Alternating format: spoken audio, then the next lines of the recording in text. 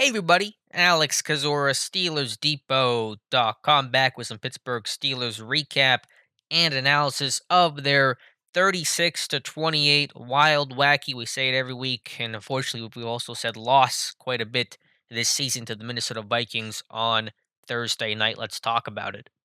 I'll keep it as brief as possible because it's late A and B. It feels like the same story. And Cam Hayward used, I think, the appropriate phrase "Groundhog Day" about this game. And you could say that about the offense and the defense. Defensively, terrible run defense. You kind of figure things out later in the game. The offense kind of figures things out later in the game after an abysmal first half of play. You dig yourself a 29-0 hole, and despite near historic comeback, you can't complete it. And if you're not down 29-0, if you're down 17-0, 29 to 10, 29 to 7, something like that, you might have a chance. And so this team just kind of has the same script in a lot of these games, a lot of these losses. And so defensively was really poor overall. Unlike the Ravens game where you kept the score down in the first half and kind of waited for the offense to figure things out, you couldn't do that here in this game.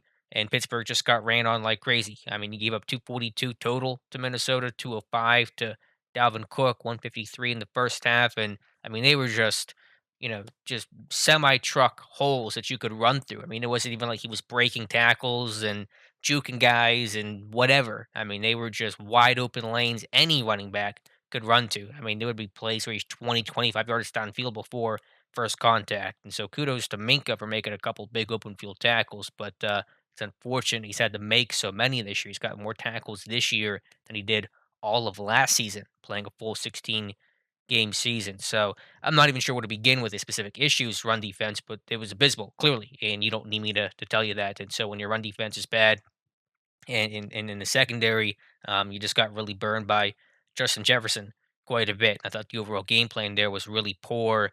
Usually Pittsburgh does a good job and makes a real effort to double and take away top threats. That does more commonly come late games, third down type of situations. But with Jefferson being their clear cut number one guy, with Adam Thielen being out with a high ankle sprain, it really felt like Pittsburgh would force other guys to make plays. And those guys occasionally did. Osborne had that big 60-something yard touchdown off of Sutton. Sutton did not have a good game on Thursday, and Ty Conklin made some plays as well. But Jefferson really got to him early. Could have had bigger plays had it not been for a couple of just near catches, slightly pressure throws that forced passes that were off the mark just by inches. And so Jefferson could have had 3 touchdowns in this game. I think he just had the one. But a weird game plan, bad execution. Put it all together, and you get what you get.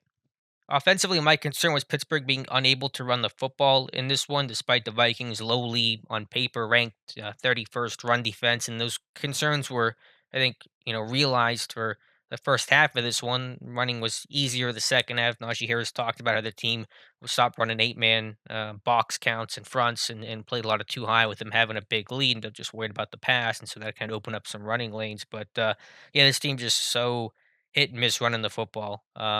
But overall, it's just sloppy. I mean, it's sloppy defensively in terms of assignment and tackling and things like that. And then offensively, you have penalties, and Chase Claypool is just a headache. There's just enough talent there to keep you playing him, and you kind of have to play him with the injuries there. And he did make some big plays in the second half, but I mean, just a emotionally immature guy. And, he's young, he's a second year guy, but there's a lot of second year guys that are more mature. There's a lot of rookies. There's a lot of 15-year-olds that feel more mature than Chase Claypool. So it's not all on him, obviously. But it's just frustrating because they're just little things that you should be able to, address and shouldn't be an issue. I mean, it shouldn't be penalties. It shouldn't be celebrations on, s- you know, running clock situations late in the game and all that. And so that's just all controllable things that really eat you up inside. Pass protection was poor. Mike Zimmer did a great job with some of his schemes, and Pittsburgh rarely had an answer. They double barrel, they mug those A gaps. You don't know who's coming, who's dropping. You have to work inside out, and so just a lot of issues there. Ben sacked 5 times, hit countless more. So I don't know.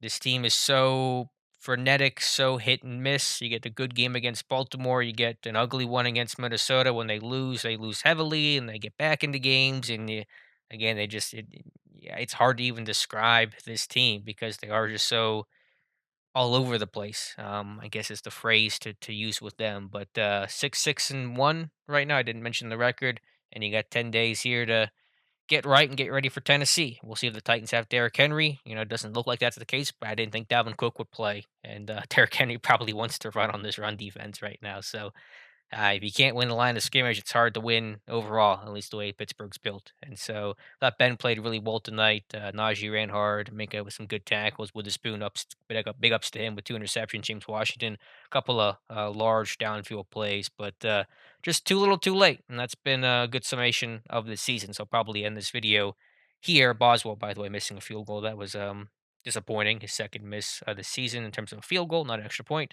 and his first miss since week 3. So and I should mention also, one other thing, of course, the end of the game, and you get that great comeback there. And Ben had a heck of a throw to Firemouth down the middle of the field, open to high coverage, and I mean that's a perfect throw. You could not walk that to Firemouth any better. And that guy catches everything. Like I said, he didn't catch that one though. It's a tough play. Harrison Smith, a great safety, pops that ball out. So you got to feel for Freiermuth. He's got to make the play. I mean, it's his responsibility, it's his opportunity. But 10 days for a rookie to sit on that, not going to feel too good. But he's certainly not. There's not one guy, but that's the reason why this team lost. But there's a lot of guys why this team lost, and maybe that's the problem. So we'll recap this one. I know it kind of sucks. So it takes the win out of your sail, that big win over Baltimore, but we'll recap it. Have a lot of time to do so, and so we'll cover this one every which way over the next 10 days. So let me know your thoughts in the comments below. Appreciate you watching. Please like and subscribe. You guys have not done so already. And again, we'll talk to you soon.